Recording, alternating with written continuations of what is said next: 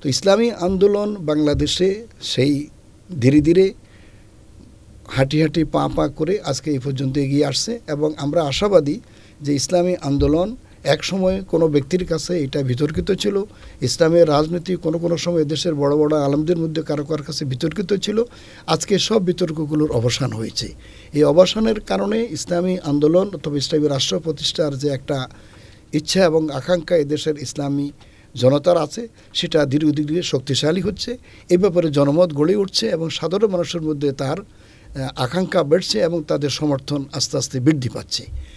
এই প্রেক্ষাপটে যে নির্বাচনী প্রক্রিয়া এখন বাংলাদেশে আসছে, এই নির্বাচন প্রক্রিয়ায় আসলে ইসলামী দলগুলো যদি ঐক্যবদ্ধ থাকে তাহলে তাদের আসন সংখ্যা আগের চেয়ে অনেক বৃদ্ধি পাবে বলে আমরা আশাবাদী। বাংলাদেশে অভ্যুত্থান পরবর্তী সময়ে দেখা যাচ্ছে যে ইসলামী দলগুলোর মধ্যে একটি বেশ ঐক্যের একটি আওয়াজ উঠেছে। তবে এই বিশেষ করে জামায়াতের সাথে যাদের ঐক্য হচ্ছে, আবার এখানে কেউ কেউ আকীদার প্রশ্ন করে জামায়াতের সাথে একটু বিভেদ সৃষ্টি করতে চাচ্ছে। তো এই বিষয়টি যদি আপনি একটু পরিষ্কার করে বলতেন। ধন্যবাদ। আপনি যে প্রশ্নটা করেছেন, বাংলাদেশের বিগত 24 জুলাই উত্তর যে রাজনৈতিক পরিস্থিতি এবং যে পরিবর্তনের প্রেক্ষাপট সৃষ্টি হয়েছে, এই সময়ে সত্যিকার অর্থে বাংলাদেশের গণতান্ত্রিক সমাজ প্রতিষ্ঠা এবং এদেশের মানুষের বিশ্বাস এবং আকীদার মূল্যবোধকে সুপ্রতিষ্ঠিত করার জন্য দীর্ঘ সরকারি শাসনের অবসানের পর একটি নতুন দিগন্ত উন্মোচিত হয়েছে। এবং এই পরিপ্রেক্ষিতে এদেশের গণতান্ত্রিক মনা মানুষ এবং ইসলামী মূল্যবোধে বিশ্বাসী, স্বাধীনতার সার্বভৌমত্বে বিশ্বাসী ও দেশপ্রেমিক জনগণ সংগঠিত হওয়ার চেষ্টা করেছে এবং নিজ নিজ আদর্শ এবং চিন্তা চেতনাকে সমৃদ্ধ করার জন্য একটা সুযোগ এসেছে। এই সুযোগে গোটা বাংলাদেশে বিশেষ করে যারা ইসলামপন্থী রাজনৈতিক দল এবং বিভিন্ন আদর্শবাদী সংগঠন আছে, তারাও এই জোয়ারের সাথে ইসলামী মূল্যবোধকে সুপ্রতিষ্ঠিত করার জন্য তাদের বিভিন্ন ধরনের কর্মসূচি স্ব প্ল্যাটফর্ম থেকে তারা উদ্যোগ গ্রহণ করেছে। এর মধ্যে প্রণিধানযোগ্য হচ্ছে এই বিশেষ করে বাংলাদেশের কওমি জগতের একটি বিরাট সংগঠন যেটা ইসলামী আন্দোলন বাংলাদেশ, পাশাপাশি খেলাফত আন্দোলন, খেলাফত মজলিস, এবং এর পাশে বাংলাদেশের বৃহত্তর ইসলামী রাজনৈতিক দল বাংলাদেশ জামাত ইসলামীও তাদের স্ব কর্মসূচি নিয়ে ময়দানে উপস্থিত হয় এবং এই গণতান্ত্রিক পরিবর্তনটাকে ওয়েলকাম করে এবং নিজেদেরকে সুসংগঠিত করার জন্য চেষ্টা করে। এক্ষেত্রে আমরা আশাবাদী যে বাংলাদেশের বৃহত্তর ইসলামী জনতা এবং রাজনৈতিক দলসমূহ এবার তাদের অতীতের অনেকগুলো মতো পার্থক্যকে ভুলে গিয়ে তারা একটি বৃহত্তর ইসলামী ঐক্য গঠন করার জন্য পৃথকভাবে তারা ঘোষণা দিয়েছে এবং সম্মিলিতভাবেও তাদের আংশিক ঘোষণা ইতিমধ্যে তারা দিয়েছে। এবং বিশেষ করে জামাত ইসলামীর সাথে এই সমস্ত ইসলামী দলগুলোর যে দূরত্ব অতীতে ছিল, সেগুলো জামাতের আমির জনাব ডাক্তার শফিকুর রহমান সাহেবের খুব উদার উদ্যোগের কারণে এবং বিশেষ করে ইসলামী শাসন আন্দোলনের আমির এবং নায়েবে আমির দুইজনের আন্তরিকতার কারণে অন্যান্য ইসলামী দলগুলোর সাথে তাদের সুসম্পর্ক আগের থেকে অনেক বৃদ্ধি পেয়েছে। আমরা আশাবাদী যে নিজেদের মতো পার্থক্য কিছু থাকলেও সেটা গৌণ, কিন্তু জাতির বৃহত্তর প্রয়োজনে এবং বৃহত্তর ঐক্যের স্বার্থে এবং ইসলামী আন্দোলন, ইসলামী সমাজ ও রাষ্ট্র প্রতিষ্ঠার মূল যে বিশ্বাস এবং চেতনা, তাকে সামনে রেখে ছোটোখাটো মতভেদকে ভুলে গিয়ে একটি জাতীয় ইসলামী ঐক্য গঠন করার মধ্য দিয়ে বাংলাদেশে ইসলামী রাজনীতি, ইসলামী সমাজ ও রাষ্ট্র প্রতিষ্ঠার আন্দোলন গতিবেগ পাবে এবং আমরা আশাবাদী যে এই ব্যাপারে একটি বস্তুনিষ্ঠ ঐক্য ইনশাআল্লাহ বাংলাদেশের ইসলামী রাজনৈতিক ময়দানে সৃষ্টি হবে বলে আমরা আশাবাদী। হেফাজত ইসলামের যিনি সম্মানিত আমির রয়েছেন এবং আরও ছোট কয়েকটি দল, ইসলামী দল, কেউ কেউ আবার এখানে আকীদার প্রশ্নে এই ঐক্যে যেতে চাচ্ছে না বা একটু প্রশ্ন করছেন। এই আকীদার প্রশ্নটা বিশেষ করে জামাতের দিকে ইঙ্গিত করে বলছেন যে জামাতের আকীদাগত প্রবলেম আছে। আসলে জামাতের কি আকীদার কোনো প্রবলেম আছে কিনা স্যার? আসলে এই বিষয়টি মূলত বিতর্কিত বিষয় বলতে আমরা বলবো না। এ বিষয়ে কোনো ব্যক্তি তাদের ব্যক্তিগত চিন্তা চেতনাকে তাদের নিজস্ব আকীদা হিসেবে চালিয়ে দেওয়ার একটা চেষ্টা করেছে। এটা ব্রিটিশ আমলেও ছিল এটা পাকিস্তান আমলে ছিল, এটা এখনও সমাজের একটা অংশের মধ্যে এটা বিরাজমান আছে। তার মধ্যে একটি প্রণোদনাযোগ্য হচ্ছে যে কিছুদিন আগে আমাদের যে আব্বাসী যিনি ছিলেন ডক্টর আব্বাসী, তিনি কিন্তু এই সমস্ত ব্যাপারে প্রকাশ্যভাবে তিনি পরিষ্কারভাবে বলেছেন যে ইসলামের মূল আকীদা যেগুলো কোরআন, হাদিস, সুন্নাহ এবং আল্লাহ, রসুল, পরকাল এবং বেহেশত, দোজখ এবং জান্নাত, জাহান্নাম এবং পাশাপাশি ইসলামী রাষ্ট্র সমাজ পুনর্গঠনে আল্লাহ রসুলের যে ভূমিকা ছিল মদিনা ইসলামী রাষ্ট্র প্রতিষ্ঠা। সুতরাং এক্ষেত্রে সন্ধি, চুক্তি, যুদ্ধ সব কিছু মিলে ইসলামের মৌলিক আকীদার আসলে জামাত ইসলামীর সাথে অন্যদের এই চিন্তা চেতনার কোনো পার্থক্য নেই। কিন্তু যারা এটাকে অন্যান্য কিছু মুস্তাহাব অথবা অন্যান্য কিছু আমি মনে করি খুব নগণ্য কিছু ইসলামী কার্যকলাপ যেগুলোকে তারা বড় করে দেখছেন, আসলে এই বিষয়গুলো আমি মনে করি অতীতে বহু বড় বড় লোকেরা, আরও বড় জ্ঞানী গুণীরাও এরকম বিতর্ক করেছে, কিন্তু সেটা শেষ পর্যন্ত সফলতার মুখ দেখেনি।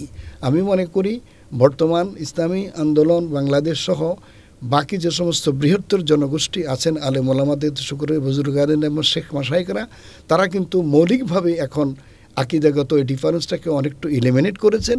এখন দুই একটা ছোটোখাটো গ্রুপ যদি এই ব্যাপারে কোনো বিতর্ক সৃষ্টি করে, আমি মনে করি এবার ইসলামী ঐক্যের এই ঢেউ এবং স্রোতকে এরা কোনোভাবেই এটাকে ব্যাহত করতে পারবে না। এটা ইনশাল্লাহ ঐক্যের দিকে এগিয়ে যাবে। কেউ কেউ বলছেন যে আগামী নির্বাচনে জামায়াত ক্ষমতায় যেতেও পারে, আপনার কাছে কি এরকম মনে হয় কিনা?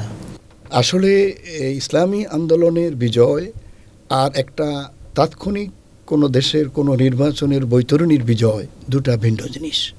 ইসলামী আন্দোলনের বিজয় আল্লাহ রসুল সাল্লাল্লাহু আলাইহি সাল্লামের নেতৃত্বে মক্কার 13টি বছর তার প্রাণান্তকর সংগ্রামের মধ্য দিয়ে সেখানে জনশক্তি গড়ে উঠেছে, নেতৃত্ব গড়ে উঠেছে, তারা ত্যাগ এবং কোরবানি স্বীকার করেছে। মদিনায় আল্লাহ রসুল সাল্লাল্লাহু আলাইহি সাল্লামের সেই ত্যাগ এবং কোরবানির বিনিময়ে মদিনায় সংগঠন গড়ে উঠেছে এবং রাষ্ট্র প্রতিষ্ঠা হয়েছে এবং সমাজ প্রতিষ্ঠা হয়েছে, শরীয়তের বিভিন্ন আইনকানুন প্রতিষ্ঠা হয়েছে, পর্যায়ক্রমে ইসলামী রাষ্ট্র প্রতিষ্ঠা হয়েছে এবং সফলতা অর্জন করেছে।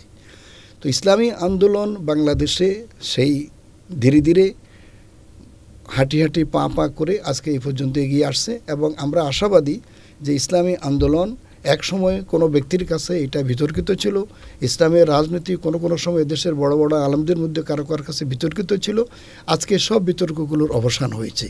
এই অবসানের কারণে ইসলামী আন্দোলন অথবা ইসলামী রাষ্ট্র প্রতিষ্ঠার যে একটা ইচ্ছা এবং আকাঙ্ক্ষা এদেশের ইসলামী জনতার আছে, সেটা ধীরে ধীরে শক্তিশালী হচ্ছে। এই ব্যাপারে জনমত গড়ে উঠছে এবং সাধারণ মানুষের মধ্যে তার আকাঙ্ক্ষা বেড়ছে এবং তাদের সমর্থন আস্তে আস্তে বৃদ্ধি পাচ্ছে। এই প্রেক্ষাপটে যে নির্বাচনী প্রক্রিয়া এখন বাংলাদেশে আসছে, এই নির্বাচন প্রক্রিয়ায় আসলে ইসলামী দলগুলো যদি ঐক্যবদ্ধ থাকে তাহলে তাদের আসন সংখ্যা আগের চেয়ে অনেক বৃদ্ধি পাবে বলে আমরা আশাবাদী। বিশেষ করে বিগত স্বৈরাচারের আমলে তাদের নির্যাতন এবং তাদের বিভিন্ন ধরনের অন্যায়, অত্যাচার, অবিচার, জুলুম এবং তাদের দুর্নীতি, স্বজনপ্রীতি এবং অর্থ সম্পদ লুটসহ জাতীয় স্বার্থ সংকলনে ব্যর্থতার যেই ইতিহাস, এটার বিপরীতে আসলে এদেশের মানুষ তথা আগামী দিনের তরুণ প্রজন্ম একটি নতুন চেতনা, নতুন আদর্শ, নতুন সৎ, যোগ্য অথবা নতুন প্রজন্মকে তারা বেছে নেওয়ার চেষ্টা করছে। এক্ষেত্রে আমরা যেটা দেখতে পাই, অতীতের সমস্ত সময়ের চেয়ে বিগত এক বছরে এদেশের ইসলামী এবং তৌহিদি জনতার পক্ষে যুবকদের, ছাত্রদের এবং এদেশের জনমানুষের একটা বড় ধরনের সমর্থন আমরা অনুভব করছি। এই সমর্থন হচ্ছে একটি স্রোত।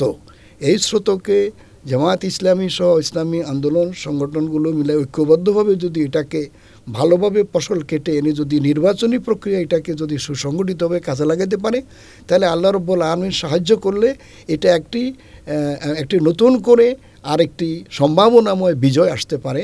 কিন্তু এই মুহূর্তে একথা বলা বড় কঠিন যে নির্বাচনী প্রক্রিয়ায় জামাত ইসলামী আসলে ক্ষমতায় যাবে অথবা তারা ক্ষমতা যাওয়ার মতো অবস্থানে আছে। এটা আল্লাহর মেহেরবানি। যেমন আমরা দেখতে পাই ঢাকা বিশ্ববিদ্যালয়, জাহাঙ্গীরনগর বিশ্ববিদ্যালয়, চিটাগং বিশ্ববিদ্যালয়, রাজশাহী বিশ্ববিদ্যালয়, বিশেষ করে জাহাঙ্গীরনগর বিশ্ববিদ্যালয়ে কখনো আশা করা যায় নাই যে বামপন্থীদের আখড়া হিসাবে সেখানে আসলে ইসলামী ছাত্র শিবির অথবা সম্মিলিত ছাত্র সংগঠন বিজয় লাভ করবে, ইভেন ঢাকা বিশ্ববিদ্যালয়ও। তো এগুলো আল্লাহর মেহেরবানি। আমরা মনে করি এই গণজোয়ারকে যদি আল্লাহ কবুল করেন এবং তিনি যদি নসরত দান করেন, তার যদি সাহায্য যদি তিনি দান করেন, তাইলে একটি অঘটন বাংলাদেশের রাজনীতিতে ঘটেও যেতে পারে। কিন্তু এই ব্যাপারে হিসাব নিকাশ আমরা মনে করি চেষ্টা প্রচেষ্টার পাশাপাশি আল্লাহর সাহায্য এই জন্য জরুরি। অন্তর্বর্তীকালীন সরকার, ওনারা কি বর্তমান যে প্রশাসন আছে এবং নির্বাচন কমিশন আছে, ওনারা কি সুষ্ঠু অবাধ নিরপেক্ষ নির্বাচন উপহার দিতে পারবে কিনা? আসলে এটা একটা কঠিন প্রশ্ন। জনগণ সংগঠিত, জনগণের চিন্তা চেতনার পরিবর্তন হয়েছে, কিন্তু এই জনগণ কিন্তু মূলত ভোটের মালিক। কিন্তু এই ভোট কার্যক্রমকে পরিচালনা করার জন্য যে মেকানিজম, এই মেকানিজমের কোনোটাই জনগণের হাতে নাই, নাম্বার ওয়ান। নাম্বার টু হচ্ছে রাজনৈতিক দলগুলো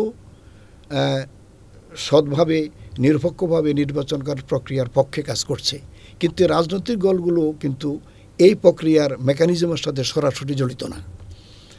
বিশেষ করে যেই মেকানিজম অথবা যে প্রশাসনিক সেট আপ আগের গভর্নমেন্টের আমলে ছিল, তার এখন 10-15% পরিবর্তন এই অন্তর্বর্তী সরকার করতে পারে নাই।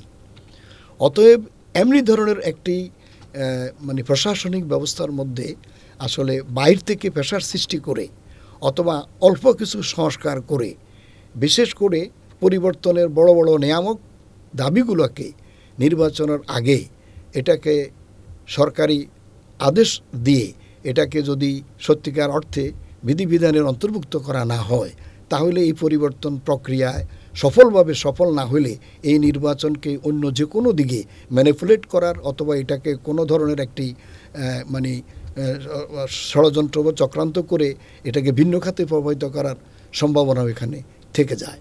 অতএব আমরা মনে করি এখন যে পপুলার যে দাবি, সেই গণভোটের মাধ্যমে সংস্কারকে বিধানের আওতায় আনা এবং নির্বাচনের আগে এবং বেসিক সমস্ত জায়গায় যে সংস্কারগুলো সেগুলো নির্বাচনের আগে যদি করা সম্ভব হয়, তাহলে হয়তো আমরা আশা করি যে একটা নিরপেক্ষ অবাধ নির্বাচন হওয়া সম্ভব।